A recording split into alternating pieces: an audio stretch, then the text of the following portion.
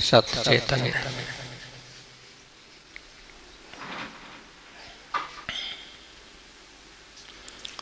साहेब के दरबार में केवल प्रेम प्यार।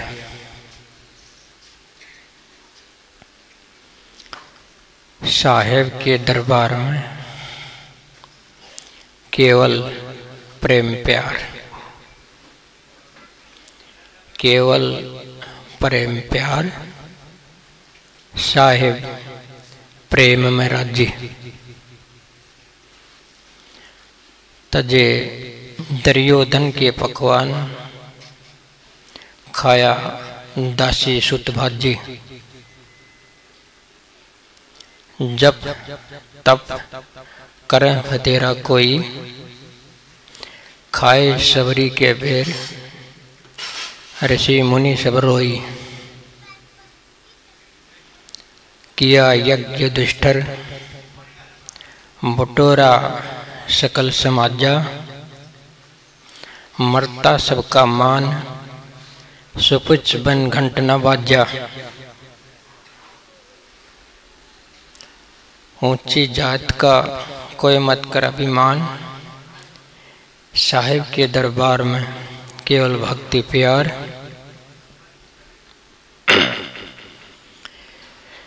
ये दो चार बातें हैं। साहिब के दरबार में केवल भक्ति प्यार, प्रेम प्यार। प्रेम प्यार आपके भीतर, सबके भीतर, हर एक के भीतर अपने आप है। ये कहीं से, बाजार से, हाट से पैसा दे करके नहीं लाना। ये सबके अंदर पहले ही विद्यमान है, लेकिन इसको जानता कोई कोई है, इसको व्यवहार में कोई कोई लगता है। प्रेम बिल्कुल मुफ्त है आपके अंदर, और केवल प्रेम नहीं, विचार भी मुफ्त में है, सारा जीवन मुफ्त में है, ये शरीर भी मुफ्त में है। आपने नहीं बनाया, ये माता पिता ने बना के आपको दे दिया है, पर मुफ्त की दुर्दशा भी करते हैं। प्रेम की दुर्दशा, विचार की दुर्दशा, शरीर की दुर्दशा, इनका प्रयोग ठीक से नहीं करते हैं। प्रेम के स्थान पर खोजोगे तो क्या है? या तो स्वार्थ है सभी के अंदर, या अहंकार है, लोभ है, मोह है, माया है, ममता है। ऐसी कोई चीज नहीं जो इंसानियत की हो। जहाँ इंसानियत है वहीं प्रेम है। इसी प्रेम की जरूरत है, ये आपके अंदर है। थोड़ा सा प्रेम दिल में जागता है, उसके साथ एक हो लिया करो। जैसी आपका अंतरात्मा बोलती है उसको सुन लिया करो। आपकी अंतरात्मा बोलती है स्वार्थ ना करो, अहंकार ना करो, लेकिन आप करते क्या हो? स्वार्थ करते हो, अहंकार करते हो। आत्मा की कोई नहीं सुनता है। तुम्हें गाइड करने वाला तुम्हारा गुरु, सतगुरु, परमात्मा, वो कहीं दूर नहीं है। आपकी ही आत्मा के रूप में, आपकी ही जागृत आत्मा के रूप में आपके भीतर बैठा है, और आपको लगातार ललकारता है, लेकिन आप उसको सुनते नहीं, उल्लंघन करते हो। केवल उसकी मान जाओ। देखो प्रेम ही प्रेम है, प्यार ही प्यार है, घरों में सुख ही सुख है, लेकिन मानते नहीं। आप कुछ और की मानते हैं। जहाँ आत्मा है आपके भीतर वहाँ शैतान भी बैठा है। शैतान की ज़्यादा सुनते हो, परमात्मा की, गुरु की नहीं सुनते हो। जो तुमको बाहर जोड़े, संसार में जोड़े, स्वार्थ सिखाए, अहंकार सिखाए, बुरे कर्म करना सिखाए, तुम्हें पूजा पाठ में लगाए, अंश भक्ति में लगाए, वो सारा शैतान का काम है। ये मन के रूप में शैतान आपके अंदर बैठा है। ये आपको स्वार्थ के लिए, अहंकार के लिए जगा देता है। ये शैतान का ध्यान रखा करो। जब तक शैतान आपके अंदर है आप अखंड सत्संगी नहीं हो सकते। उसका उल्लंघन कर दो, एकदम से खड़े उल्लंघन कर दो, मना कर दो। समझो ये तुम्हारी गर्दन काटने आता है, तुम गर्दन उसके सामने रख देते और ये काट देता है। जागते हुए लोग ऐसा नहीं करते हैं, उसी की गर्दन काट लेते हैं। कैसे काट लेते हैं उसकी सुनते नहीं हैं। तो ये मन रूपी शैतान आपके भीतर है, इसकी मत सुना करो। आत्मा की जो सुन लिया करो, ये परमात्मा है, ये आपका गुरु है, निकट से निकट गुरु है, इसकी सुन लिया करो। आपके घरों में सब प्रेम प्यार होगा। तो साहिब तो सर्वव्यापक है, सभी जगह साहिब है, सभी जगह सचैतन्य है। लेकिन वो किस दरबार की बात कर रहे हैं? सभी जगह है तो किस दरबार की बात कर रहे हैं? ये दरबार कहीं और कहीं नहीं है, ये आपके घरों के रूप में आपका परिवार है, ये सब उसका दरबार है। इस पृथ्वी पर तुम रहते हो, तुम्हारा घर है, परिवार है, मिलजुल के रहते हो। ये एक दरबार है परमात्मा का, इसे दरबार समझें। इसमें जरूरत है प्रेम की, प्यार की। जब तक इसमें प्रेम प्यार ना होगा तो गृहस्थ जीवन मेरे ख्याल में नरक के समान है। और नरक खोजने की जरूरत नहीं है। उस घर को खोज लो जहाँ कलह रहती है, जहाँ झगड़ा रहता है, जहाँ स्वार्थ होता है, जहाँ अहंकार होता है, जहाँ आपस में लड़ते हैं, भिड़ते हैं, जहाँ आपस में बेईमाना करते हैं। उस घर को ढूंढ लो, वो ढूंढ नरक के समान है। अब देख लो ऐसे ऐसे घर कहाँ हैं। मुश्किल है कोई घर ऐसा जिसमें प्रेम प्यार जीवित हो। मर चुका है प्रेम प्यार। जहाँ दुख है, ये दुख उस चीज की निशानी है कि प्रेम प्यार मर चुका है। प्रेम प्यार जिंदा हो तो दुख नहीं हो सकता, कलह नहीं हो सकता, स्वार्थ नहीं हो सकता, अहंकार नहीं हो सकता, आपके घरों में कुछ नहीं हो सकता। वहाँ परमात्मा ही परमात्मा होगा। हर एक आदमी, हर एक व्यक्ति एक दूसरे का परमात्मा हो जाएगा, एक मेहमान हो जाएगा। तो सीधा आपके घर परिवार की बात है। सत्संगी होने के नाते से तो अपने घरों में प्रेम प्यार की कोशिश करनी चाहिए, लेकिन करते नहीं हैं, बिल्कुल नहीं करते। थोड़ी सी देर सत्संग आ जाए, बैठ जाए, आँख बंद कर लें, बड़ा आनंद आ जाए, लेकिन इस आनंद को, इस प्रेम को घरों में कायम नहीं रख सकते। छोटी छोटी बातों की अगर मैं जिक्र करूं, परिवारों में, घरों में क्या होता है। चाहे सारा परिवार सत्संग में भी क्यों ना जाता हो, किसी मंदिर में भी क्यों नहीं जाता हो, किसी मस्जिद में, गुरुद्वारे में भी क्यों नहीं जाता हो, लेकिन उस परिवार में हम शांति नहीं देख पाते, प्रेम नहीं देख पाते। छोटी छोटी बात पर झगड़ते हैं, छोटी सी बात पर झगड़ उठते हैं। थोड़ी सी देर में उफान आ जाता है, कोई कुछ कह दे इधर उधर से आपस में, तो उफान आ जाता है। और एक आम बात देखो, पहली बात बताता हूँ मैं आपको। घरों में कई बार मैं पहले ही बताता हूँ, एक बात का ध्यान अवश्य करें। वो क्या है कि आपस में एक दूसरे को बुरा मत बोलो। बुरा बोलने का क्या मतलब? आपस में गालियां ना दो। गालियां, मजाक हो तो गाली दे देते हैं, हंसी मजाक हो तो गाली दे देते हैं, गुस्सा हो तो गाली देते हैं। गाली देना एक नियम बन गया, एक स्वभाव बन गया, लेकिन इनसे उत्पात होते हैं। गाली का कति परहेज कर लो, एक दूसरे को गाली मत दो।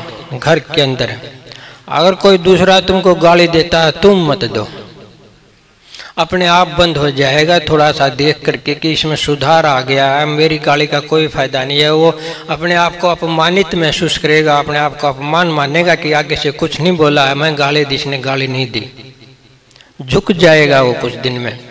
कोई दूसरा गाली देने से नहीं रुकता है तो खुद तो ताला लगा लो अपने आप को। ये प्रण कर लो, ये गांठ बांध लो। अगर सत्संग सुनते हो, आज से तुम साधना करो। अपने घर में जाके किसी को, जीव को, जंतु को भी गाली दे देते हैं, बच्चे को गाली देते हैं, पति पत्नी आपस में गाली दे देते हैं, और ज्यादा मुंह खुल जाता है तो अपने माता पिता को भी गाली दे देते हैं, माता पिता भी अपने बच्चों को गाली दे देते हैं। ये घर है क्या? ये सत्संग के घर है क्या? कम से कम एक साधना तो कर लो, गाली तो बंद कर दो, भजन तो दूर रहा, प्रेम प्यार तो दूर रहा, एक गाली देना ही आपस में बंद कर दो। देखो कैसा शुरू हो जाएगा कुछ दिन में। साधना करके देखो। क्या करें कि गाली बिना सरता नहीं। गाली बिना क्यों नहीं सरता भाई? गाली ना दोगे तो भूखे मर जाओगे, तुम्हारे कपड़े छीन लेगा कोई, तुम्हारा कपड़ा मकान छीन लेगा कोई, क्या नुकसान होगा तुम गाली ना दो तो? सुख ही सुख होगा। कोई मानता नहीं, गाली देनी पड़ जाती है। गाली देने से कोई मान जाता है? बताओ, कोई भी मानता हो तो दूसरा जिसको गाली दे करके देखो। यहाँ कोई उल्टा काम करता उसको गाली दे करके देखो, वो काम नहीं बनेगा, वो उल्टा पड़ेगा, एक और गाली देगा। तो एक गाली आ जाती है, उसको मत पलटो। आवत गाली एक है, उल्टत गाली अनेक। कहे कबीर मत पलटिए, वाहे एक की एक। समझते हो? कबीर साहब यूं कह रहे हैं, अगर कोई तुमको अपमान करे, अपमानित शब्द बोले, बुरा शब्द बोले, कोई गाली दे, तो उल्ट कर उसको गाली मत दो। गाली को अगर नहीं उल्टोगे तो वो एक की एक रह जाएगी, वो उसी के पास रह जाएगी जिसके पास से आई थी। अगर तुमने उल्ट दी, उसने गाली दी, आपने भी गाली दे दी, तो दो हो गई ना, फिर वो और देगा एक, तीन होगी ना, फिर एक तुम भी दियो, चार होगी ना। गाली देते देते हंसते हंसते हसनगढ़ ना बस जाए तो देख लेना, जूत भी उठ जाएंगे, लठ भी उठ जाएंगे, कलेश हो जाएगा, भारी मुकदमे हो जाएंगे, तलाक भी हो जाएंगे। लेकिन तुम समझते कतई नहीं हो, इकट्ठे रहते हो, मूल बात कहाँ आती है? ये थोड़ी सी गृहस्थ की बातें समझा रहा हूँ मैं, इसलिए समझा रहा हूँ कि साहिब के दरबार में केवल प्रेम प्यार और दरबार और कोई नहीं, तुम्हारा गृहस्थ है। समझाने की बात मैं यही समझाता हूँ कि घरों में तुम शांत ना रह सकोगे तो बाकी कहाँ रह सकोगे। मेरी मूल बात कहने की क्या है कि घर में जो मूल इकाई है वो पति पत्नी की है, स्त्री पुरुष की है। अगर वो आपस में एक दूसरे को गाली देंगे, बच्चे भी सुनेंगे। अगर वो आपस में लड़ेंगे, बच्चे भी देखेंगे। अगर वो आपस में स्वार्थ करेंगे, बच्चे भी देखेंगे। समझते इस बात ने? कुछ भी करेंगे बच्चे देखते हैं। बच्चे ऐसे नहीं होते हैं कि तुम्हारा नहीं पता नहीं लगता उनको तुम क्या कर रहे हो। जैसा तुम करते हो बच्चों में कुदरतन डल जाता है, तुम्हें होश हो या ना हो। बच्चे तो ऐसे होता है जैसे कोरा पानी। बच्चे ऐसे होते हैं जैसे कोरा पानी। कोरे पानी का कोई रंग नहीं होता है, शीशी में डालो तो आर पार दिखाई देता है। लेकिन उसी के अंदर रंग डलना शुरू हो जाता है। कोई लाल रंग डाल दो तो पानी लाल हो जाता है, नीला डाल दो तो नीला हो जाता है, काला डाल दो तो काला हो जाता है। तुम कौन सा रंग डालते हो तुम्हें पता ही नहीं चलता। तुम गाली दे रहे हो, गाली का रंग डाल रहे हो बच्चों में। तुम लड़ रहे हो तो लड़ाई डाल रहे हो बच्चों में। तुम स्वार्थ कर रहे हो, स्वार्थ डाल रहे हो बच्चों में। तुम अहंकार कर रहे हो तो अहंकार डाल रहे हो बच्चों में। तो सीधे होकर पति पत्नी एक दूसरे के प्रेम प्यार में जी लें तो आपका क्या हर्ज है? कोशिश करो। ये साधना की बात बताता हूं मैं, साधना की। इसके लिए साधना करनी होगी। गाली छोड़ने के लिए आपने कोई तप नहीं करना, कोई शास्त्र नहीं पढ़ने, किसी मंदिर द्वारे में नहीं जाना, कोई ध्यान की भी जरूरत नहीं, कोई भजन की भी जरूरत नहीं गाली छोड़ने के लिए, कहीं कोई पैसा देना देना नहीं, सिर्फ अपना कंट्रोल करना अपनी जीभ पर, अपने मन पर, अपने दिल पर। ऐसा नहीं कर सकते क्या? तुम गांठ बांध लो कि आज से हम गाली नहीं देंगे, घर में जा करके कत्ती नहीं देंगे, दो पश्चाताप करो। अगर गाली देगे तो सारा दिन मौन रखो, फिर बोलो ना किसी के साथ, अपने आप को दुख दे दो। अगर तुम गाली देते हो दूसरे को दुख देके अपने आप को भी दुख दे करके देखो। तो बच्चे माँ बाप से ही सीखते हैं ज्यादातर। कहते हैं ना पहले गुरु माता पिता ही होते हैं बच्चे के, और कोई होता है कोई? बच्चे का पहला गुरु माता पिता ही हैं। उन्हें अपने होश में रहना चाहिए, प्रेम और प्यार में रहना चाहिए। अगर वो सत्संगी हैं और सत्संगी ना हो, उन्हें कोशिश करनी चाहिए, सत्संग अटेंड करने चाहिए, अपने बच्चों के सुधार के लिए कर लें, कम से कम अपने लिए ना करें तो। एक दुकानदार था समझाने के लिए, वो किसी से उधार ले रखी थी, उसने चोखी उधार ले रखी होगी, और उसके साथ उसका बेटा भी दुकान पर बैठता था। उसके साथ उसका बेटा भी दुकान पर बैठता था। तो उस बेटे को कह दिया कि कोई उधार मांगने आए तो बोल देना मेरा पिता यहाँ नहीं है। तो कोई आता उधार पूछने के लिए, तो बेटा था सिखा रखा था, झूठ बोलना सिखा रखा था कि मेरा पिता यहाँ नहीं है। वो चला जाता वापस पूछ के कि पिता नहीं तो उधार कहाँ से लूं। तो क्या हुआ, एक दिन उस बच्चे ने सीख तो गया हेरा फेरी। कहाँ से सीख गया? वो अपने पिता से ही सीख गया होगा ना। तो क्या हुआ, एक दिन उसने पिता के कोट से रुपये निकाल लिए, उसके बेटे ने। कहने लगा किसने निकाले? कि मैंने तो निकाले नहीं। झाड़ा लिया तो उसके पास मिल गए। कि झूठ क्यों बोलता था? कि झूठ मैं नहीं बोलता, झूठ तेने सिखाई मेरे को, तो भी झूठ बोलवाता था। मेरे पर झूठ बोलने मेरी आदत होगी तो झूठ तो बोलूंगा। तो ये सारा का सारा मामला माता पिता पर जोर जाता है बच्चों के सुधार के लिए, समाज के सुधार के लिए। क्षत्रिय पुरुष ने, पति पत्नी ने प्रेम प्यार से, सावधानी से, होश से रहना होगा। अगर तुम सत्संग में रहते हो इतना तो कर ही सकते हो। साधना का काम है, ऐसा नहीं है सत्संग। सत्संगी होना हंसी खेल नहीं है, समझते हो? सत्संगी होना हंसी खेल नहीं है। अपने मन को मारना है, अपने अहंकार को मारना है, अपने स्वार्थ को मारना है, अपनी सीधी रेखा में चलना है, जैसे अंतरात्मा का वैसे चलना है। तो थोड़ा सा इतना कर लें, गाली गलोच को अपना कंट्रोल में कर लें, घर प्रेम से भर जाएगा। इतना सा करने से तुम्हारा भजन भी बनेगा। जब तुम गाली कंट्रोल नहीं कर सकते, भजन कैसे बनेगा? बन जाएगा क्या? कंट्रोल तो इतना भी नहीं है तुम पर अपने आप पर। तुम्हारी नकेल तो तुमने ढीली छोड़ रखी है, कहीं भी जाओ उधर भाग लेते हैं। अपनी नकेल करड़ी रखो अपने हाथ में। ये साधु का जूझना जीवन पर्यंत का है। आसमान उड़ा साधु, तिरंतर गिरे टुक बाग ढीली पड़े। साधु का जीवन, सत्संगी का जीवन निरंतर आकाश में उड़ने जैसा है। ऐसा नहीं है कि थोड़े से उड़ लिए जाकर के कहीं किनारे पर बैठ गए। सारी उम्र ये तो आकाश में उड़ने जैसा है। थक जाओ तो भी उड़ने जैसा है, उड़ते जाओ। अगर मन की थोड़ी सी भी ढीली लगाम हुई तो धरती पर धड़ाम पड़े, धरती पर पड़ जाओगे। ये तो जीवन पर्यंत का संघर्ष है साधु का, सत्संगी का। ऐसा देख लो आप कर सको हो कि नहीं। तुम कहोगे करड़ा सत्संग है, क्यों कर गुजारा होगा, ग्रस्त क्यों कर चलेंगे? अरे चलेंगे ऐसे जो तुम प्रेम से रहोगे। ये बिना प्रेम के रह करके भी घर चलाना, कोई घर चलाना है? ये तो नरक को बढ़ाना है, जैसे हमने पहले बताया। तो दूसरी बात बताऊं, मैं गृहस्थ की बताऊं। एक दूसरे की जरूरत का ध्यान रखें, अपनी अपनी जरूरत पर जोर ना दें, अपना अपना ख्याल ना रखें। एक दूसरे की जरूरत का ख्याल रखें।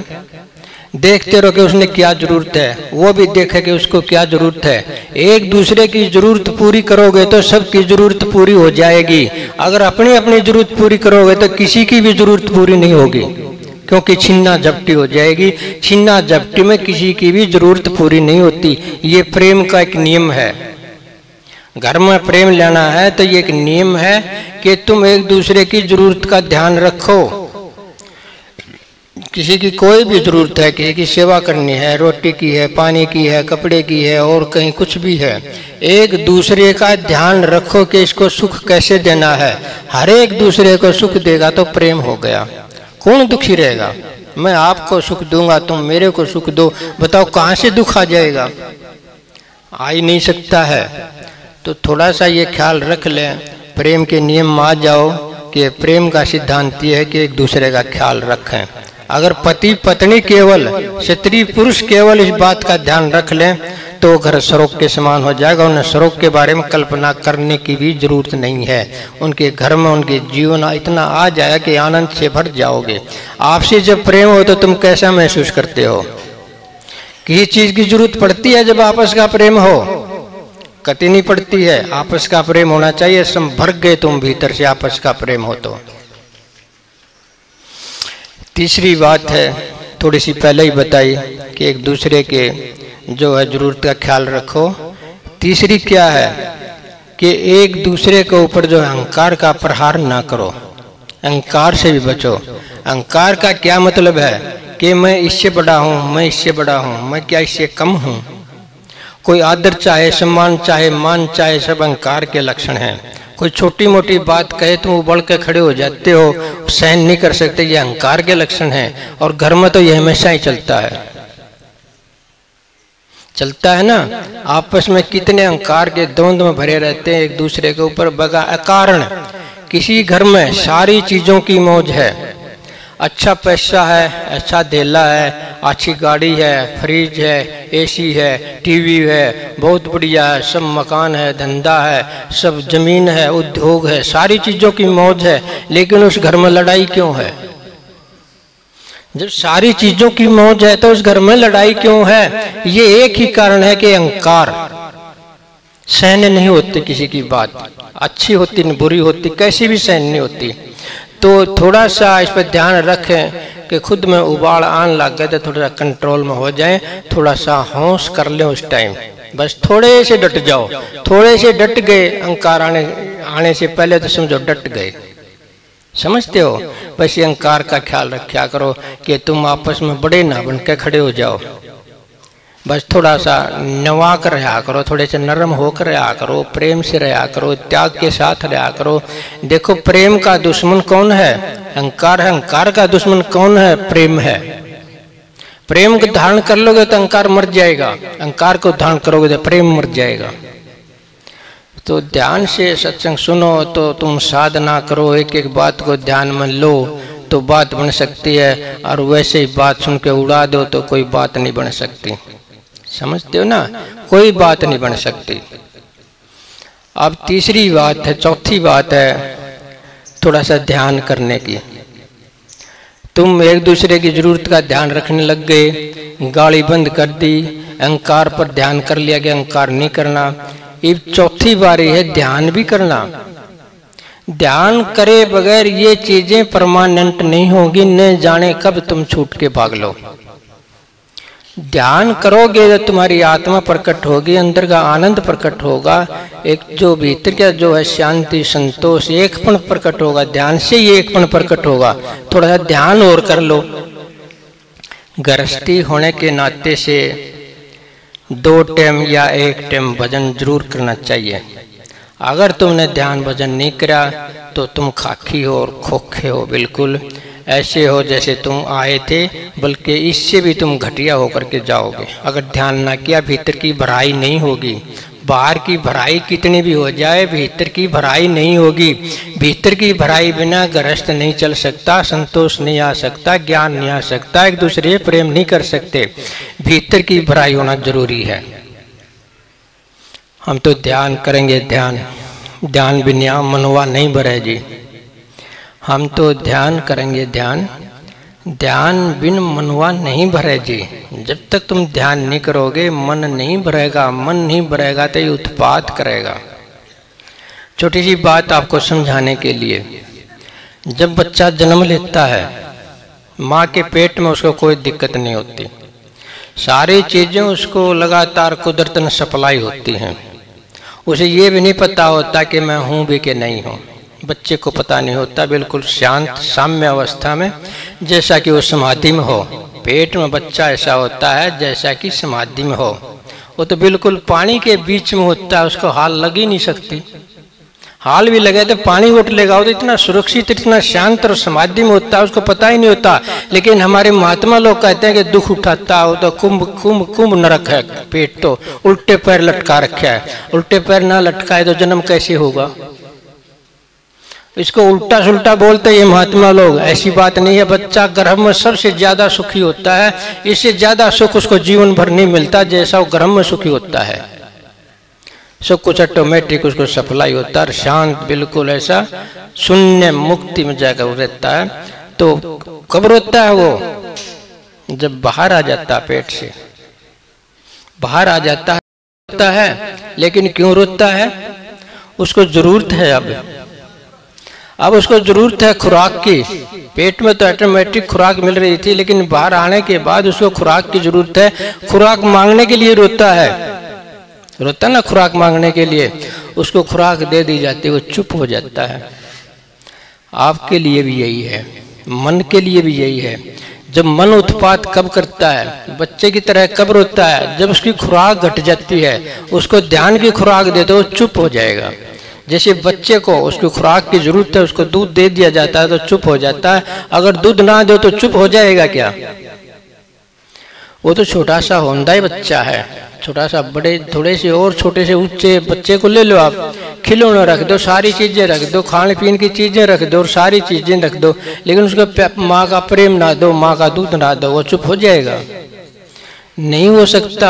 इसलिए तुमने जो ध्यान भजन की इसलिए बात करता हूं मैं, अंदर की खुराक पाए बिना ये मन चुप हो नहीं सकता, कितनी कोई कोशिश कर लो। अगर आप इसको जो है कोशिश करोगे काटने छाटने की, ये कई गुना हो जाएगा। बगैर इसको खुराक दिए अगर राजी करने की कोशिश करोगे, ये कई गुना हो जाएगा। कई आदमी दुखी हो जाते हैं ना, तो क्या करते हैं, कोई मनोरंजन करते हैं, टीवी चला देते हैं, कुछ नशा कर लेते हैं, कहीं बाहर घुमाते हैं, कहीं यात्रा कराते हैं, समझे कि मन को शांत कर लें, शांत हो गया मन, हो गया मन शांत। कुछ दिन के बाद फिर कहेगा फिर घुमा के लाओ, फिर सारी चीजें वही दो, फिर सारी उम्र यही काम करते रहो उसके लिए। ये तो ऐसा ही है जैसे कोई ये पेड़ होता है तूत का, इसको छांग देते हैं, हर साल छांग देते हैं। एक कामड़े की जगह 4 कामड़े नहीं फूटाते क्या? हमने तूत को छांगना नहीं, हमने जड़ से उखाड़ के फेंकना है, तब कोई शाखा नहीं फूट सकती। कामड़े काटते रहो तो शाखाएं तो बढ़ती रहेंगी, वैसा ही रहेगा, दूत और भी संगना हो जाएगा। तो यही कह रहा हूं, ये मन छक नहीं सकता, बगैर ध्यान के नहीं छक सकता। तो आप घर में कैसे शांत रहोगे? 2 घड़ी का भजन भी कर लिया करो, ध्यान भी कर लिया करो, ताकि तुम परमात्मा के निकट हो जाओ, तुम्हारे संतोष आ जाए, शांति आ जाए। ये थोड़ा सा टाइम निकालना होगा आपने। मेरी बातें सुन रहे हो, अच्छी तो लगती हैं, लेकिन आपने ये करना होगा। कई लोग ध्यान में बैठते हैं, उनका नियम बन जाता है ध्यान में बैठना, वो बैठते जाते हैं, उनको आनंद आता है, भीतर का संतोष शांति समझ मिलती है उनको। और उस दिन वो ध्यान में ना बैठे तो सारा दिन दुखी रहते हैं, चिड़चिड़ापन उनके अंदर रहता है, वो शांत नहीं रहते हैं, लड़ते भी हैं, झगड़ते भी हैं, गाली धूपड़ भी दे देते हैं। क्यों? क्योंकि सुबह आत्मा की खुराक नहीं मिली। समझते हो? तो ध्यान में नहीं बैठते, उनके साथ ऐसा होता है, एक दिन बैठने रह जाए तो वो दुखी रहते हैं सारा दिन। उनको पता चल जाता है कि ध्यान में क्या मिलता है। चाहे आपको कुछ भी दिखाई ना दे ध्यान में, कुछ भी सुनाई ना दे ध्यान में, कोई बात नहीं है। समस्या ये नहीं है, समस्या ये है कि तुम डेली नहीं बैठते। डेली बैठे तो कुछ ऐसी चीज भी है जो दिखाई नहीं देती, सुनाई नहीं देती हैं, समझे ना? ऐसी चीजें भी हैं जो ज्यादा सूक्ष्म हो, ज्यादा इम्पोर्टेंट होती है। हो सकता है आपको लाइट ना दिखाई दे, शब्द ना सुनाई दे, भीतर की रोशनियां ना दिखाई दे और नज़ारे ना दिखाई दें, लेकिन आपको कुछ गहरा संतोष, कुछ गहरा आनंद मिलता है, उससे इनकार नहीं कर सकते। क्योंकि ध्यान नहीं करो तो आप बेचैन हो जाते हो। जो जितनी निराकार होती है चीज, जो जितनी सूक्ष्म होती है, वो उतनी मूल्यवान होती है। तुम रोटी ना खाओ, कई दिन जीवित रह सकते हो। तुम पानी ना पियो, कई दिन जीवित रह सकते हो। तुम हवा ना लो, कितनी देर जीवित रहोगे? 1-2 मिनट में आपका काम हो जाएगा ना। तो ये हवा जो है ये निराकार जैसी है।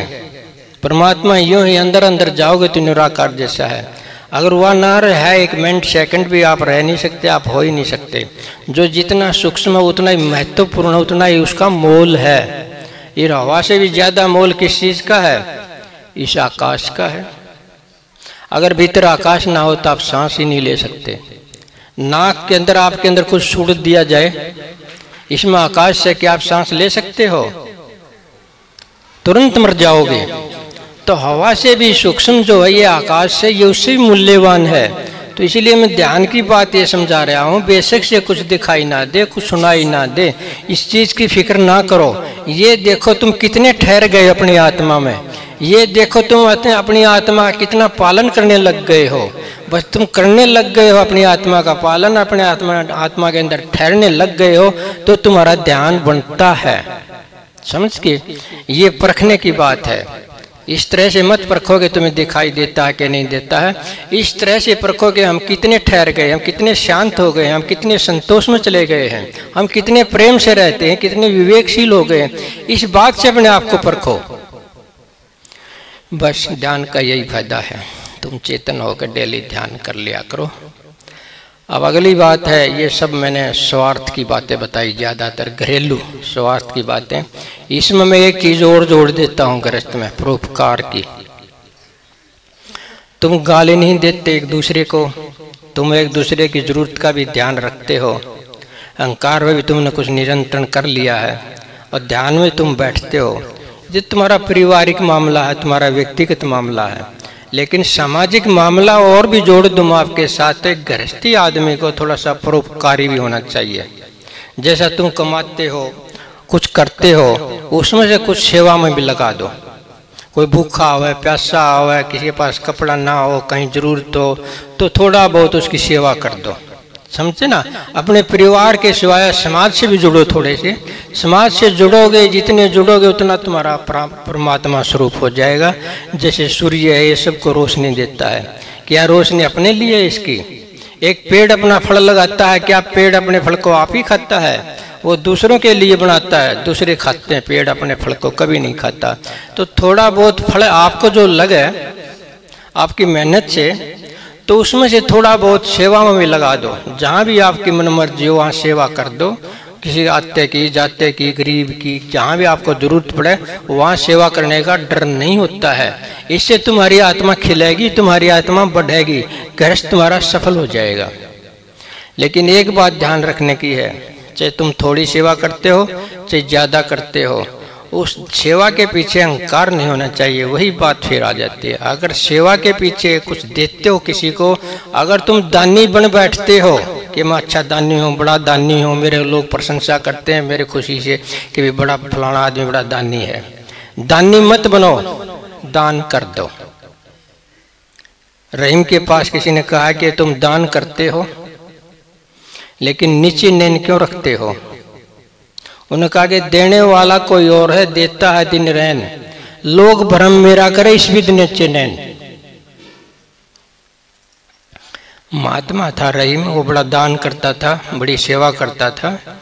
तो क्या करता था, वो लोग कहने लगे कि तू नीचा गर्दन करके क्यों दान करता है, तुझे तो अपना माथा ऊंचा रखना चाहिए, देने वाले का तो माथा ऊपर होना चाहिए, रौब से देना चाहिए।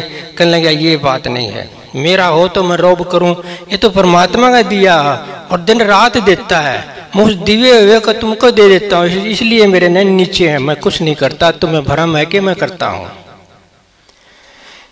इस बात का ध्यान रखें। परमात्मा जैसे हो जाओगे, कहीं किसी की भी कहीं भी थोड़ी बहुत सेवा करो तो अपने आप को नरम रखो, अहंकारी ना बनाओ कि मैं बड़ा दानी हो गया, मैंने इतना दान कर दिया है, ऐसी आशा मत करो। एक राजा था, समझाने के लिए कि वो बड़ा दान करता था। तो एक दिन क्या हुआ, उसके द्वार पर एक फकीर आ गया वो फकीर को भी उसने बड़ी अच्छी सेवा करी, रहने का स्थान दिया, खाना दिया, पीना दिया, कपड़े के लिए पूछा, जो कुछ आदमी को चाहिए सब पूछा। तो फकीर खुश हो गया। उन्होंने राजा तो बड़ा भलाई करता है। वो राजा के घर ही ठहर गया। वो फकीर उस दिन ठहर गया तो फकीर ने क्या देखा, उसके पास एक मंत्र था किसी का भविष्य देखने का। किसी का भविष्य देखना हो तो मंत्र का जप करे और उसके भविष्य का पता चल जाए। वैसे तो भविष्य का पता वैसे भी चल जाता है बगैर मंत्र के।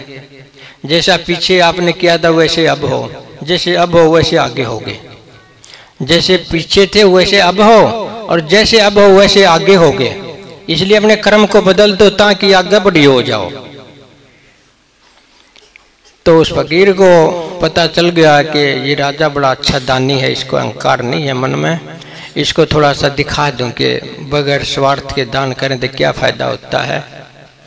तो उस फकीर ने उस राजा को मंत्र दे दिया कि जैसे मंत्र को रात ने जप करके देखना, तने जो भी किया है कमाया है जो आगे रख दिया वो आपको दिखाई देगा। समझे ना, जो अब कर दिया है वो आगे जमा हो रहा है। ऊंचे टिल्ले हड़िया चाल है, बैल गऊ के बैल गऊ के पेट, हाड़ी झूले पालना रोटी जाली खेत। समझते इस बात ने, ये वही बात है। हाड़ी चाहे छोटा सा है, चाहे यहीं पर रहता है, इन छोटे छोटे घरों में रहता है। हाड़ी आप ही हो, जैसे सत्संगी आप हाड़ी हो छोटे रूप में, लेकिन आप कर्म कर रहे हो, आपकी रोटी ऊपर जा रही है। यहाँ नहीं मिलनी वो जल्दी जी, आगे मिलेंगे। इसलिए अपनी रोटी कमा लो, आगे धरी जाएंगी यूं की तो। हाड़ी झूले पालना रोटी जाली खेत। अब तो तुम्हारे पालने ही झूम रहे हो संसार में, लेकिन जो तुम करते हो कर्म, जो साधना करते हो, उस साधना का फल तुम्हारा ऊपर जमा हो रहा है, तुम्हें पता हो या ना हो। अब तुम्हें दिखाई देता हो या ना देता हो, लेकिन वो ऊपर जमा हो रहा है। तो क्या हुआ, उस राजा को वो मंत्र दे दिया। तो मंत्र ने जप करा। उन्हें क्या देखा कि एक मेरे लिए बहुत ऊंचा सिंहासन बन रहा है, ऊंची गद्दी लगाई जा रही है, तालाब बनाए जा रहे हैं, फुहारे लगाए जा रहे हैं, बाग बगीचे लगाए जा रहे हैं, जितनी भी बढ़िया बढ़िया चीज़ें होती दुनिया की सब सजाए जा रहे हैं। मेरे लिए एक स्वर्ग बनाया जा रहा है। तो उसको देखकर बड़ी खुशी हुई कि पता चल गया कि मैं जो कर रहा हूँ उसका फल आगे जमा हो रहा है। इसी फल के लिए मैं आपको बात कर रहा हूँ, जैसे अब हो आगे भी वैसे ही होगे। अगर आपने कर्म नहीं बदला, अगर तुमने सत्संग नहीं अपनाया ठीक से, अगर ध्यान भजन ना करा, तो ऐसे ही रहोगे जैसे अब हो। तो उसने कहा महाराज ये तो बड़ी अच्छी बात आपने बताई, ऊपर तो बड़ा मेरा स्वर्ग तैयार हो रहा है, जो मैं दान पुण्य करता हूँ इसका स्वर्ग तैयार हो रहा है।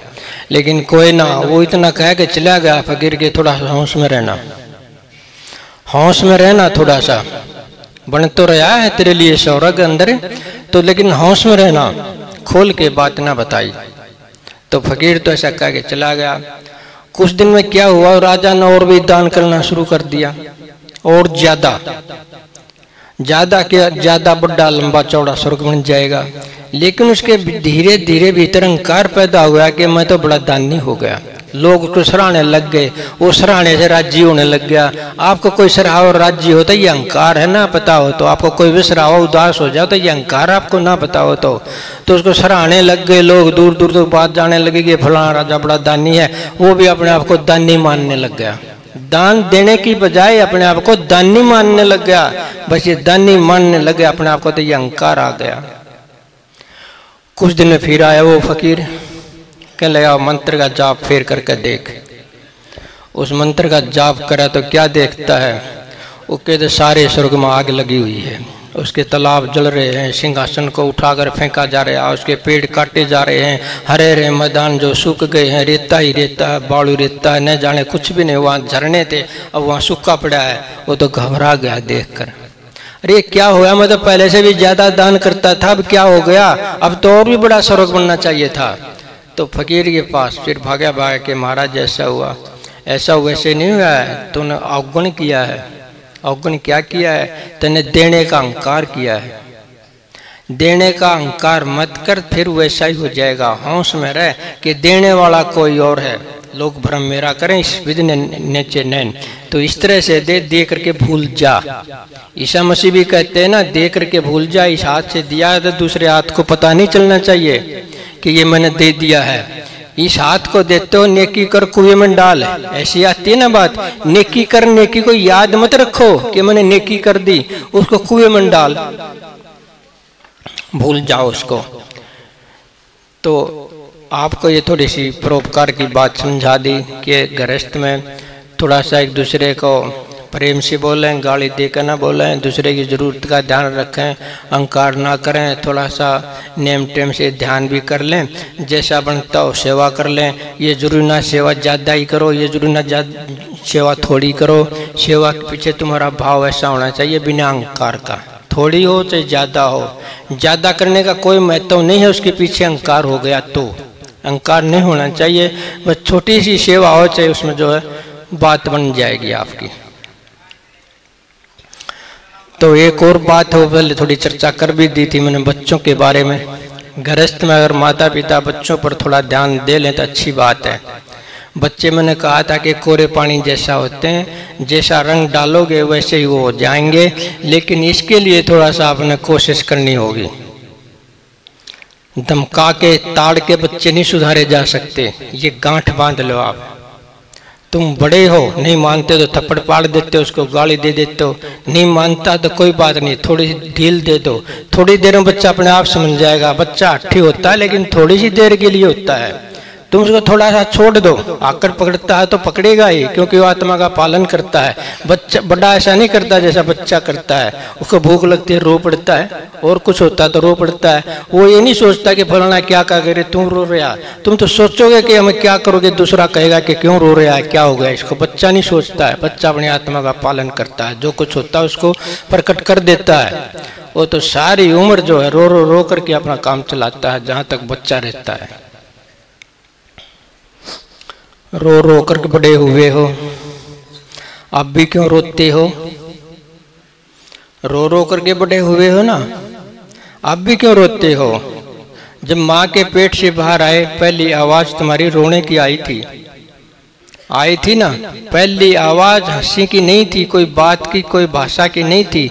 जब भी तुम पैदा हुए पहली जो आवाज निकली थी वो रोने की थी। रोने की आवाज तो क्या तुम सारी उम्र रोओगे?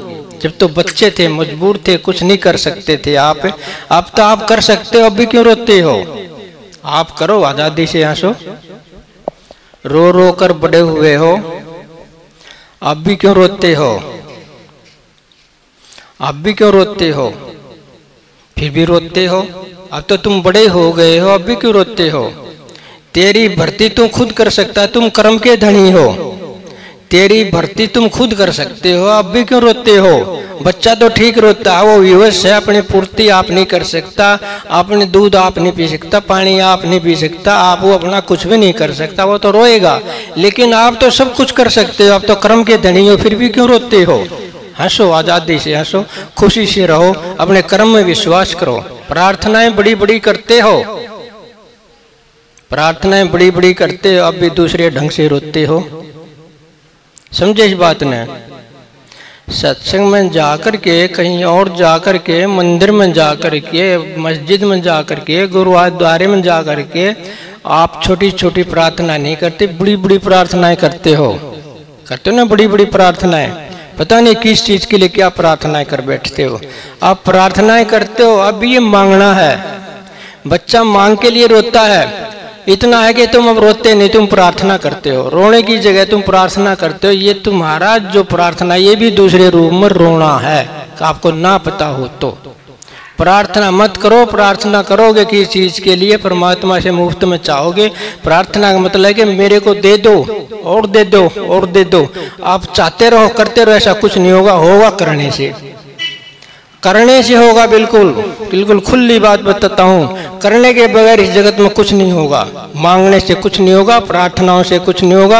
अपना कर लिया करो, उठ कर ध्यान भजन कर लिया करो, अपना कर्म कर लिया करो, ताकि कुछ तुम्हारी भर्ती हो जाए। तुम कर्म के धनी हो, तो कर्म के धनी हो आप, अब भी क्यों रोते हो? तो वो राजा रोया आकर के कि तो बड़ा गड़बड़ हो गई, मेरा तो सारा स्वरूप जल गया अपना बनाया। कहने लगे आप भी हो समाज, जो तुम सेवा पानी करता है समाज की, गरीब की, दुखी की, सुखी की, जो भी आप करता है, उसके बीच से अपने आप को निकाल दे। सौदा मत बना सेवा को, दुकानदार मत बन, व्यापार मत बना सेवा की। बस अपनी सेवा कर दे, इसलिए कर दे कि दूसरे को खुशी मिले, अपने लिए ना करे कि मेरे को खुशी बने। लेकिन हम सत्संगों में जाते हैं, क्या सिखाते हैं कि तुम 1 रुपया दान करोगे तुमको 20 रुपये मिलेंगे, ये सिखाते हैं सत्संगों में। इतनी सेवा करोगे तो तुम्हें भजन का जो है ध्यान का फल मिल जाएगा। 21 दिन सेवा कर दो तुम्हें फल मिल जाएगा। 21 दिन सेवा करोगे तुम्हें ध्यान मिल जाएगा, तुम्हें आत्मा ज्ञान मिल जाएगा, ये सिखाते हैं। कहीं कोई दूसरे सत्संग में जाकर बैठ जाए तो वहाँ शिकायत चली जाती है कि फलाना वहाँ चला गया। अरे वहाँ मत जाओ, वहाँ कुछ तुम दे के आओगे, लेके नहीं आओगे। इसका मतलब है तुम वहाँ लेने के लिए जाओ, सभी जगह देने के लिए कहीं भी मत जाओ। उनको मना कर देगा कि वहाँ कुछ दे के आओगे वहाँ तुम्हारा नुकसान होगा देने से, ये सिखाता। वहाँ तुम्हें कुछ नहीं मिलेगा, जहाँ मिलता हो वहाँ आओ, हमारे पास आओ, यहाँ मिलता है। बस बांध देते हैं उसको। तो इस प्रकार से है ये जो देना सिखाना चाहिए, लेना सिखाना नहीं चाहिए। जब लेना ही तुम सीख जाओगे, लेना कैसे सीखोगे? तुम देने के पीछे अहंकार ना करो। बस अहंकार ना करोगे तो तुमको पहले ही मिल गया, जो आगे मिलेगा उसी टाइम खुशी मिल जाती है। जो सच्चे रूप से किसी को देता है, किसी की सेवा करती है, क्या आनंद नहीं मिलता उसको? एक माँ से पूछ कर देखो, माँ से क्या, मैंने तो वो भी देखे हैं जो जीव जंतु हैं। वहाँ एक कुतिया आश्रम के अंदर है, वह 3-4 बच्चे हैं, उसको बच्चे भाग के आते हैं और वो लेट जाती है दूर से ही, और वो उसकी चूची पीते हैं, और वो माँ जो आंख मीच कर बंद बिल्कुल लौट जाती है आनंद में। ये आनंद किस चीज़ का है? ये देने का आनंद है। ये बच्चों से कोई डिमांड नहीं रखती है वो कि मेरे बच्चे मेरे लिए इंजीनियर बनेंगे, डॉक्टर बनेंगे, कि मेरी सेवा करेंगे, रुपये ला कर देंगे। उन कुतियन कोई लोभ नहीं होता कि मेरे बच्चे डॉक्टर बने, इंजीनियर बनेंगे, बड़ा पद करेंगे, मंत्री बने, कुछ नहीं होता। वो आनंद से सिर्फ दूध पिलाते कि मेरे बच्चे पढ़ जाएं।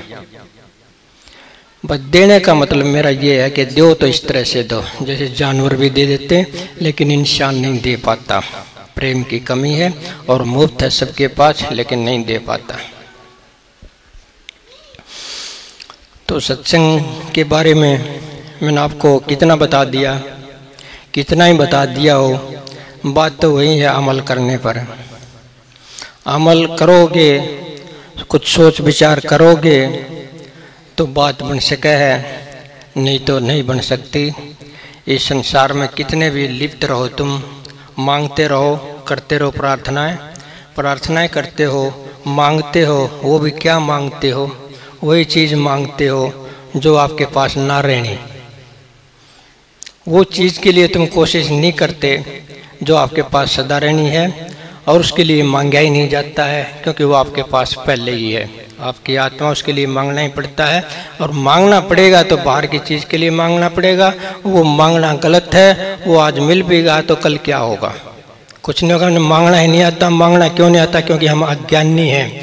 अज्ञानी होने के नाते वही मांगते हैं जो हमारे काम ना आवे। अज्ञानी होने के नाते हम वही मांगते हैं जो हमारे काम ना आवे, और हमेशा ऐसा करते हैं। एक बार की बात है, एक बेटा और उसके 2 माता पिता, उन्होंने तपस्या करी, शिवजी महाराज की तपस्या करी। शिवजी महाराज प्रकट हो गए, कहने लगे बोलो क्या मांगना है? तपस्या करें तो मांगना, भक्ति करें तो मांगना, सेवा करें तो मांगना। कोई ऐसा भी कि जो ना मांगता हो? आकर के बोले क्या, बोलो क्या मांगना है? मांगो, आशीर्वाद मांगो। तो जो वह औरत थी, उस लड़के की माँ, उन्हें क्या मांगा? कहने लगी मैं बूढ़ी हो गई हूँ, जो है मेरे को 16 साल की लड़की बना दे। मांग लिया ना वही। जब लड़की थी, लड़की ये तो बूढ़ी हुई होगी, अब लड़की फिर बन गई, फिर बूढ़ी नहीं होगी क्या? मांगना भी नहीं आया, फिर वही मांग लिया जिसने बूढ़ा होना है। ऐसी चीज तुम संसार की सारी मांगते हो, धन मांगते हो, दौलत मांगते हो, बेटे मांगते हो, पोते मांगते हो, सब कुछ मांगते हो। इसीलिए तो मांगते हो आपके पास ना रहने, उन्हीं को मांगते हो। जवानी ना रहनी, कितनी मांग लो, ना रहनी ना रहनी। जागी, चाहे 100 बार आशीर्वाद ले लो, जागी जागी।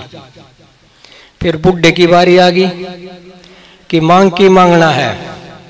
ये तो गड़बड़ होगी, 16 साल की होगी, मैं बूढ़ा रह गया, अब क्या करूं? लोग मेरी हंसी करेंगे, कहने लगे महाराज मेरे को भी 16 साल का बना दे। फिर वो भी 16 साल का बना दिया, अटक गए ना वहीं जा करके जहां से चले थे वहीं जा चले। अब लड़के की बारी आ गई कि मांग तू भी, कि मेरी बेइज्जती होगी, मैं भी इनसे उम्र से बड़ा हो गया, ये कुछ छोटी होगी मेरे से। कहने लगे इनको वापिस बुजुर्ग बना दे।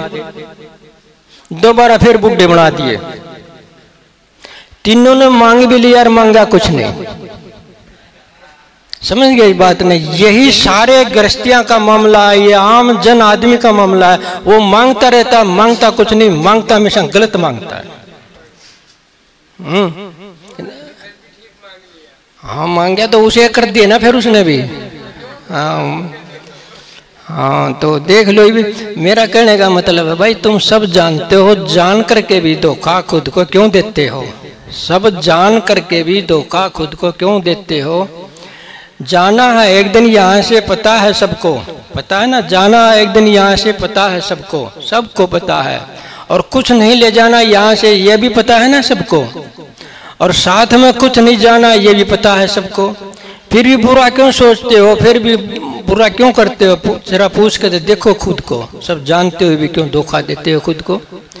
तुम्हें पता है कि यहाँ नहीं रहना, तुम्हें पता है कि तुम्हारे साथ सदा कुछ नहीं जानेगा, एक तनख्वाह भी नहीं जानेगा, एक रूम भी नहीं जानेगा। तुमने ये भी पता है तुमने कराया तुम नहीं भोगना होगा। जब ये पता होते हुए बुरा क्यों करते हो? इतना पता होने के बाद तो सारा सत्संग हो जाता है। सबको पता है इस बात का, सबको पता है कि यहाँ नहीं रहना, सबको पता है कि अपना किराया आप भोगना है, सबको पता है कि यहाँ से हमने कुछ नहीं ले जाना है, सारी चीज़ों का पता है। फिर भी बेईमाना करते हैं, शोषण करते हैं, दूसरे की गर्दन काटते हैं, दूसरे को सताते हैं। ध्यान में से निकल जाते हैं ये बातें। सारा ज्ञान जो है ये नकली निकलाता टाइम पर। लिए होश में रहो तो नकली नहीं निकलेगा, जो है होश में ना रहे तो नकली निकला होगा। मेरा सारा यही कहने का मतलब है, होश में रहा करो। ये सारा सत्संग आपके गृहस्थ पर है, समझे ना? गृहस्थ में प्रेम से प्यार से रहा करो, एक दूसरे की जरूरत का जो ख्याल रखा करो, गाली गलोच ना दिया करो, अहंकार ना करा करो, एक टाइम ध्यान कर लिया करो, बने तो सेवा कर लिया करो, अपने बच्चा थोड़ा बहुत अच्छी संगत में बैठा लिया करो। बच्चों को तो घर में छोड़ आते हैं, नहीं तुम्हें जाने की जरूरत नहीं है, तुम तो यहाँ पढ़ लो, वहाँ टाइम बर्बाद होगा, तुमने इंजीनियर बनना है, तुमने डॉक्टर बन जाए। जब पता चलेगा जब इंजीनियर और डॉक्टर बन जाएंगे वो, जब तुम्हें पता चलेगा घर में अकेले छोड़ने का। साथ में बच्चों को सिखाओ, छोटा बच्चा आ सकता है, प्रेम से ला सकते हो, उसको सेवा करते देखेगा, सब में बैठेगा, उसके भाव नहीं बदल जाएंगे। अकेला अकेला बच्चा खुद ही रह रहा है, पहले ही फोन अकेला कर रखा और तुम उसका साथ देते हो। बच्चों को थोड़ा सा नॉर्मल करो, अच्छी संगत में लाने का कोशिश करो, प्रेम से प्यार से करो। लेकिन ये काम जब करना पड़ा जब बच्चे छोटे होते हैं, थोड़े से बच्चे बड़े हो गए तो आपकी पकड़ से बाहर चले जाएंगे। जैसे मन आपकी बाहर से पकड़ हो जाता है, बाहर निकल जाता है, ऐसे बच्चे भी आपकी पकड़ से बाहर हो जाएंगे। तो टोटल प्रयास करना तुमने सत्संगी होने का, अपना जन्म सुधार करने का। ऐसा ना कर सकोगे तो सत्संग माना जाना तो वैसे ही हो गया ना। एक ही बात मान लो, एक बात बताता हूँ सारे सत्संग में, ये बाकी फालतू बात छोड़ दो। आपस में गाली ना दिया करो घरों में, बस ठीक है। सचेतन।